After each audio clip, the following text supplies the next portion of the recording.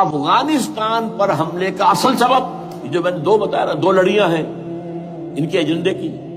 ایک اسلام کہیں ظاہر نہ ہو جائے، اسلام کا نظام ظاہر نہ ہو جائے، اور ایک مسلمانوں کے مالیاتی خاص طور پر تیل کے وسائل پر قبضہ.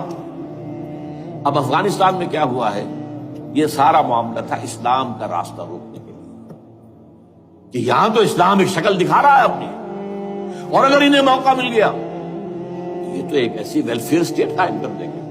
زکات کا نظام قائم ہو جائے گا تو اعلیٰ ترین ویلفیئر اسٹیٹ قائم ہو جائے گی. اور اگر یہاں پر جو ہے یہ ساری سزائیں نافذ ہو گئی، معاشرہ کرائم فری ہو جائے گا، لوگوں میں محبت ہوگی، مساوات ہوگی، اور یہ کہ عام لوگوں کے لیے ویلفیئر ہوگا. اور یہ سامنے نظام آ گیا تو پھر ہمارا یہ نظام کیپٹلزم یہ کہاں رہے گا؟ اس کو تو منہ چھپانے کی جگہ نہیں ملے گی. لہذا افغانستان پر حملے کا اصل موٹیو یہ ہے. البتہ یہ ساتھ ہی یہ بھی تھا کہ افغانستان کے راستے سے سینٹرل ایشین سٹیٹس جو ہیں ان سے پائپ لائنیں لا کر اور وہ پھر کہیں گوادر کے آس پاس سمندر تک لائے جائے تاکہ ہم وہاں کے جو ہے ڈرین کر سکیں جو تیل اور گیس کے ذخائر ہیں سینٹرل ایشین سٹیٹس کے اندر جو مسلمان سٹیٹس ہیں. تو اس کے لیے راستہ جو ہے وہ لینا چاہتے تھے افغانستان سے. جو تمہارے وطن کے لیے ٹھیک ہے وہ تم کرو گے چاہے وہ اخلاقاً غلط، اور جو میرے وطن کے لیے ٹھیک ہے وہ میں کروں گا چاہے اخلاقاً غلط. یہ کون سا دین؟ ہاں تو وطن تمہارا معبود بنا. پاکستان میں بڑا شور اٹھا تھا جب میں نے کہا تھا کہ جھنڈے کو سلامی دینا شرک ہے اور ترانے کے وقت کھڑا ہو جانا شرک ہے. اور میں کبھی بھی تقریبات میں جاتا ہوں، اقبال ڈے ہو رہا ہے، کچھ اور ہو رہا ہے، میں ان تقریبات کا مقرر نہیں ہوں، لیکن جب بہت زور دیتے چلا جاتا ہوں. لیکن وہاں ترانہ پڑا جاتا میں بیٹھا رہتا، میں کھڑا نہیں. اور اس پر چیبیں گوئیاں ہوتی ہیں اخبارات میں کہ میرے نزدیک یہ وطن کی نماز پڑھ رہے ہو، تمہارا یہ قنوت اور وطن کا ترانہ اس میں حمد ہو رہی ہے وطن. یہ کیا ہے؟ آج کے دور کا بدترین شرک فی المحبت. اے مسلمانوں، یہ تو ہمارا فیصلہ ہے، ہم اپنے دین کا اتمام کریں گے. ہم نے اپنے نبی کو بھیجا ہی دین کے غلبے کے لیے، غلبہ دین ہوگا. لیکن تمہارے ایمان کا کچھ تقاضا ہے. اگر تم چاہتے ہو آخرت کے عذاب سے بچنا، اگر تم چاہتے ہو جنت کا داخلہ، تو تمہیں ایک کاروبار کرنا پڑے گا. یا ایھا الذین آمنوا هل ادلکم علی تجارۃ تنجیکم من عذاب علیم تؤمنون باللہ ورسولہ وتجاہدون فی سبیل اللہ باموالکم وانفسکم. ایمان رکھو جیسا کہ ایمان کا حق ہے، اور جہاد کرو اللہ کی راہ میں، کما دو اس میں اپنی جانیں بھی اور اپنے مال بھی. یہ تقاضا ہے اہل ایمان سے. سب سے بڑا لعنتی ٹیکس جو ہے انکم ٹیکس ہے.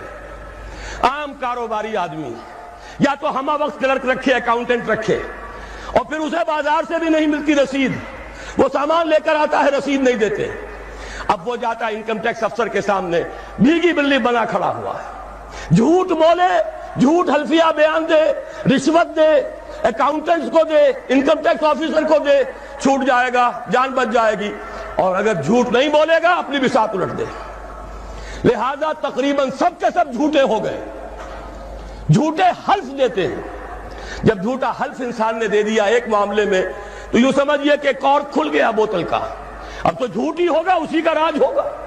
یہ سب سے بڑا ملعون ٹیکس ہے کہ جس نے ہمارے ہاں صداقت کا، دیانت کا، امانت کا جنازہ نکال دیا. اور یہ سب کچھ کیوں؟ اس لیے کہ جو اصل آمدنی کا ذریعہ ہے وہ تو ہم نے جاگیرداروں کو دے رکھا ہے. ان کے محل سج رہے ہیں، ان کے بڑے بڑے بنگلے ہیں، ان کے عیش ہیں، لیکن یہ کہ ان کے لیے کوئی ٹیکس نہیں ہے. جو ٹیکس دینے کو تیار نہیں، جن پر ٹیکس نواز شریف صاحب لگا سکتے ہیں، نہ بے نظیر لگا سکی، نہ بے نظیر کا باپ لگا سکا، نہ نواز شریف صاحب کے جو سرپرست تھے وہ لگا سکے.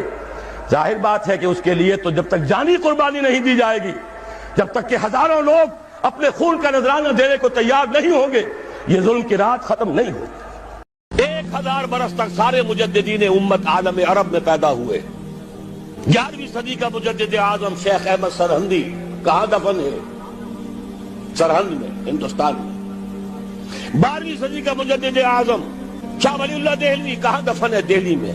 13वीं सदी का मुजद्दिद आजम सैयद अहमद बरेलवी, उनकी तो कब्र भी मालूम नहीं, लेकिन उनका खून जज्ब हुआ दरियाए कुल्हार में, और उनके सैकड़ों साथियों की लाशें इस बालाकोट के मकाम पर। 14वीं सदी के मुजद्दिद आजम शेखुल हिंद, लेकिन उनके साथ साथ इतने आज़म रिजाल, अल्लामा इकबाल जैसा मुफक्किर, मौलाना मौदूदी जैसा मुसन्निफ, मौलाना इलियास जैसा मुबल्लिग, कहीं और हमें दिखा दीजिए आप।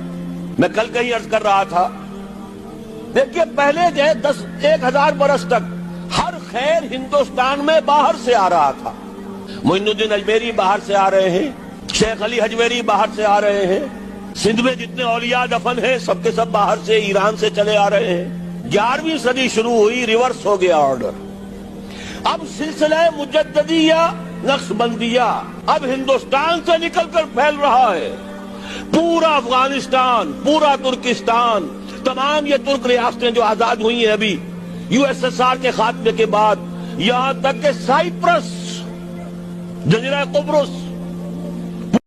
इस कदर प्यारा जुमला है हजरत ईसा का सरमन ऑफ द माउंट में, पहाड़ी का बास। देखो अपना माल जमीन पे जमा न करो जहां कीड़ा भी खराब करता है, चोरी भी होती है, डाका भी पड़ता है। अपना माल आसमान पर जमा करो जहां न कीड़ा खराब करे, न चोरी हो सके, न डाके का अंदेशा। और मैं तुमसे सच कहता हूं, जहां तुम्हारा माल होगा वही तुम्हारा दिल भी होगा। यहां जमा करोगे दिल अटका रहेगा, यहां जबरदस्ती ही फरिश्ते खींचेंगे आपकी जान, आप जाने को तैयार नहीं होंगे। यहां से दिल तो यहां लगा हुआ है, माल यहां है, और अगर माल वहां जमा किया है तो आप मौत के फरिश्ते को खुशामदीद कहें।